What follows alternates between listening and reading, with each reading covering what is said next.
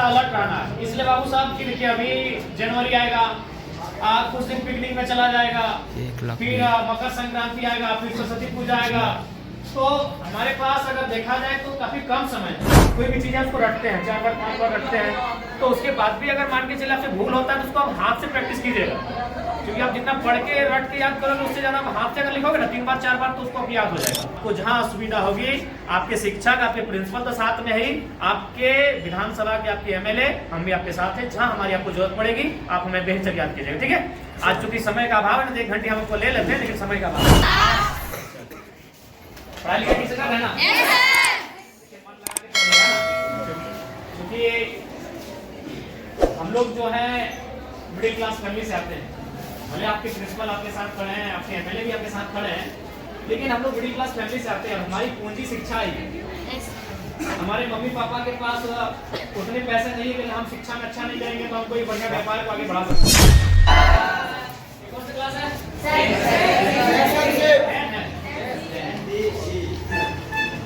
क्या कैसे पढ़ाए हो? कौन सा चैप्टर हो मैथ में? अच्छा, सर्कल ना, वृत्त के बारे में। और इंग्लिश में? इंग्लिश नहीं हुआ। इंग्लिश की बात होगा। देखिए किस किताब है? इंग्लिश बुक है आपको? इंग्लिश बुक है? अरे बुक रहा इंग्लिश का।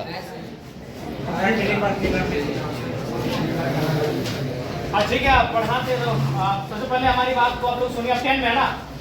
देखिए 10 में अगर आप हैं तो अभी ये महीना है दिसंबर का, आपके पास काफी कम समय है। इसलिए आपसे हम यही संदेश मेरा रहेगा कि आपको अभी यहाँ से पूरा अलर्ट रहना है। इसलिए बाबू साहब की देखिए अभी जनवरी आएगा, कुछ दिन पिकनिक में चला जाएगा, फिर मकर संक्रांति आएगा, फिर सरस्वती पूजा आएगा। तो हमारे पास अगर देखा जाए तो काफी कम समय है और आप अभी उस मुकाम में हैं जहां अपने आप को बनाएंगे। इसलिए यहाँ से आप एक भी दिन अब आज के बाद ढील मत कीजिएगा। और एक बात, आप जो अभी तक पढ़ाई हुआ है, जाहिर सी बात है सर लोग मेहनत किए, आप लोग पढ़े हैं, बहुत सारी चीजों को आप जाने हैं, उसको आप प्रैक्टिस कीजिएगा, रिवाइज कीजिएगा। जो चीजें अगर चूंकि अभी 10 में क्या है कि 10 के जो चूंकि इसके बाद जब आप कॉलेज जाएंगे तो वहाँ एक्सपीरियंस दिखेगा, लेकिन अभी आप ज्यादातर रट के याद करते हैं। कोई भी चीज़ है उसको रटते हैं, 4 बार 5 बार रटते हैं। तो उसके बाद भी अगर मान के चले आपसे भूल होता है तो उसको आप हाथ से प्रैक्टिस कीजिएगा, क्योंकि आप जितना पढ़ के रट के याद करोगे उससे ज्यादा आप हाथ से अगर लिखोगे ना 3 बार 4 बार तो उसको आप याद हो जाएगा। जो चीजें आपको लगता है कि नहीं इसको हम मेमोरी नहीं कर पा रहे हैं, याद नहीं कर पा रहे हैं, तो उसको आप कम से कम हाथ से प्रैक्टिस कीजिएगा। कई बार रफ लीजिएगा, उस रफ में 4 बार 5 बार लिखिएगा उस प्रश्न का उत्तर, तो आपको याद होने लगेगा। और एक बात सबसे महत्वपूर्ण याद रखिएगा, क्योंकि आप अभी अपने जीवन का सबसे महत्वपूर्ण उम्र में है। यही है, ये जो एज होता है ना, ये इसको हम लोग टीन एज कहते हैं।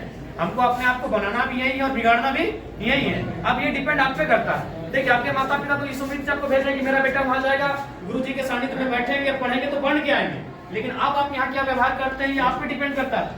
तो इसीलिए आप यहाँ 4 घंटा 5 घंटा 6 घंटा समय देते हैं, तो उस 6 घंटा का रिजल्ट आना चाहिए ना।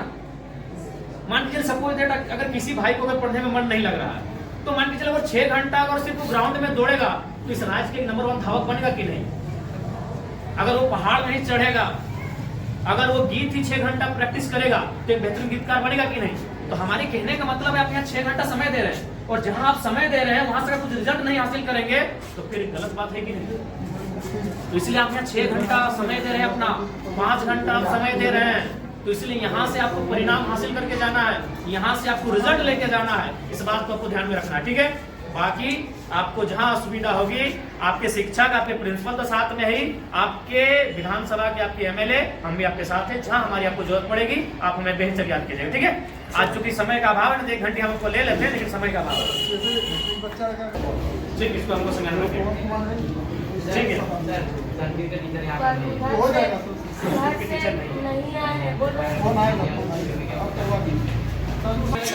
बिल्कुल भी उचित नहीं, संभव ही नहीं। हार्डली इस कमरे के अकॉर्डिंग 190 से 120 बच्चे बैठ सकते हैं। 90 से 160 अभी 160 पढ़ाई लिखाई ठीक से कर रहे हैं ना? मन लगा के पढ़िएगा ना, क्योंकि हम लोग जो है मिडिल क्लास फैमिली से आते हैं।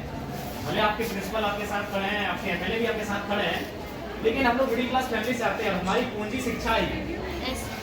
हमारे मम्मी पापा के पास उतने पैसे नहीं है कि हम शिक्षा में अच्छा नहीं करेंगे तो हम कोई बढ़िया व्यापार को आगे बढ़ा सकते हैं, हम बड़े शहरों में जाके अपने आप को स्थापित कर सकते हैं। हमारी पूंजी ही हमारा एजुकेशन है। हम जितना बेहतर से यहाँ से निखर के जाएंगे उतना हम अपने आप को स्टेब्लिश करेंगे। तो इसलिए आप लोग किसी भी प्रकार का कोई कॉम्प्रोमाइज नहीं कीजिएगा। हम जानते हैं कि हो सके आपको समस्या आएंगी, क्योंकि बहन लोग को थोड़ी आ सकती है, क्योंकि आज भी लोगों की मानसिकताएं वैसी है, लेकिन आप निश्चिंत रहिए, अब जमाना बदला है, जमाने के लोगों की सोच बदली है और हमें लगता है कि बेटा और बेटी को समान दृष्टिकोण से लोग देख रहे हैं। तो आपको भी अगर मुस्कुराए आएंगे तो उससे आपको पार करना है। और कभी शिकायत और समस्या को लेकर अपनी पढ़ाई से कॉम्प्रोमाइज मत कीजिएगा, इस चीज से कॉम्प्रोमाइज मत कीजिएगा। देखिए, हम दूसरा का उदाहरण दे देंगे। आपके बीच आपके एमएलए खड़े हैं और हम आपको बताना चाहेंगे, हम अभी भी स्टूडेंट हैं। अभी हम धनबाद विनोद बिहारी माधव विश्वविद्यालय से डॉक्टर ऑफ फिलोसफी के स्कॉलर हैं। और ऐसा नहीं कि कंटिन्यू 2018 में हमारा एडमिशन है, बीच में 2 साल बाधित हुआ है, क्योंकि इसमें होता है कि साल में 1.5 साल में आपको प्रेजेंट करना पड़ता है अपना थीसिस। तो हम अभी भी कंटिन्यू हैं, क्योंकि हमने कभी एजुकेशन से कॉम्प्रोमाइज नहीं किया है। कभी आज हम आपके एज एमएलए के रूप में आपके बीच खड़े हैं और हमें तो लगता है कि आप कम से कम हमसे बेहतर परिवार से ताल्लुक रखते होंगे, क्योंकि हम उतना समय नहीं कि हम आपको अपनी घटना सुनाए, लेकिन संक्षिप्त में इतना बताना चाहेंगे कि हमने उस माँ ने हमें पढ़ाया है जिसने 28 साल की उम्र में अपने पति को खोया था। मात्र 28 ईयर हमारी माँ की आयु थी। हमारा जो छोटा भाई था वो मैंने गर्भ नहीं था, उसका जन्म भी नहीं हुआ, तो दुनिया उसने देखा नहीं, तो उस समय हमारे पिता को हमारी माँ ने खोया था। उसी साल हमारे दादाजी का भी देहांत हुआ था और ठीक उससे 2 साल पहले हमारी एक बहन और एक भाई, और उससे ठीक 1 साल पहले 1.5 साल पहले हमारे एक बहन का भी डेथ हुआ था। तो उस परिस्थिति में एक स्त्री ने हमारा परवरिश किया और आज आपके एमएलए के रूप में हम हैं। हमने कभी एजुकेशन से कॉम्प्रोमाइज नहीं किया है। आज भी हम स्टूडेंट हैं, आज भी हम स्कॉलर हैं। इसीलिए आपको आपके एमएलए ये संदेश देना चाहेंगे कि किसी भी परिस्थिति में आप अपनी पढ़ाई से समझौता नहीं कीजिएगा। यही आपकी पूंजी है, क्योंकि आपके माता पिता अगर सक्षम है तो अच्छी बात है, हम भी शुभकामना देते हैं कि आप बहुत सक्षम हो। लेकिन ये अधिकांश ये सत्य है कि हम लोग मिडिल क्लास फैमिली से आते हैं और हमारी पूंजी पैसा नहीं है, हमारी पूंजी एजुकेशन है। आप जितना यहाँ से निखर के जाएंगे उतना बेहतर आपका भविष्य होगा।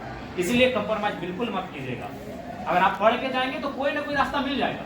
अगर आप जमाने के अनुसार अपने आप को बनाएंगे तो कोई ना कोई रास्ता मिल जाएगा। अगर दुनिया में इतने लोग हैं तो उतना रास्ता भी है, लेकिन आप अपने आप को सहयोग रखोगे तब ना। इसलिए आपको हमारी शुभकामनाएं हैं, आप लोग बेहतर करें। और जो भी आपकी समस्याएं उनको हम लोग जानने के लिए ही आपके बीच आए हैं। आपके तमाम शिक्षक प्रिंसिपल महोदय सब हमारे साथ हम लोग विजिट कर रहे हैं और जो भी समस्याएं छनकर आएगी उनको लेकर हम लोग काम करेंगे। ठीक है, तो आप नहीं ना कोई शिक्षकगण क्लास के बीच अपनी घंटी में कहीं फांकी वगैरह ऐसा समस्या नहीं ना है। हाँ, कोई भी अगर विषय रहेगा तो बेहिचक याद कीजिएगा। ठीक है, आपके पास हमारा नंबर है ना? आप बेहिचक कॉल कीजिएगा 9031701932। हाँ, विद्यालय में जो पॉलिटिकल साइंस का टीचर नहीं है, पॉलिटिकल साइंस का टीचर नहीं है, थोड़ा सा नोट कीजिए। मेन सब्जेक्ट बिल्कुल मेन सब्जेक्ट में आता है पॉलिटिकल, ज्योग्राफी, हिस्ट्री। सदन बात नहीं चलेगा। हाँ, सदन का विषय है, सदन का विषय। ठीक ठीक, हाँ बोलिए। बोल रहे थे कि फिजिकल टीचर कुछ सिखाता नहीं सर, हम लोग खेलने का मौका नहीं मिलता, 1 घंटे नहीं मिलता। फिजिकल टीचर है नहीं है? तो देखिए खिलाड़ी सभी तो शिकायत कर रहे हैं, खिलवाई अच्छा नहीं लगता है। अभी आपकी माता शायद खेत में होंगी, मन लगाना पड़ता है, क्योंकि उनको भी मालूम है अगर हम खेती में मन नहीं लगाएंगे तो फसल नहीं होगा, फसल नहीं होगा तो परिवार का अनाज नहीं होगा। किसी को मन नहीं लगता, जब धान काटने के लिए जाते हैं पूछेगा मन लगता है? मन लगता है सिनेमा देखने में, मन लगता है मेला घूमने में, मन लगता है शॉपिंग करने में। काम में मन नहीं लगता है, वहाँ लगाना पड़ता है, क्योंकि वही काम आपका पहचान है, वही काम आपका कर्म है, तो मन वहाँ लगाना पड़ता है। अभी आपका कर्म है, आपका शिक्षा अर्जन करना, ये आपका कर्म है, इसमें आपको मन लगाना पड़ता है। और लगता है तो अच्छी बात है, अगर लगता है तो अच्छी बात है, और नहीं लगता है तो लगाना पड़ेगा।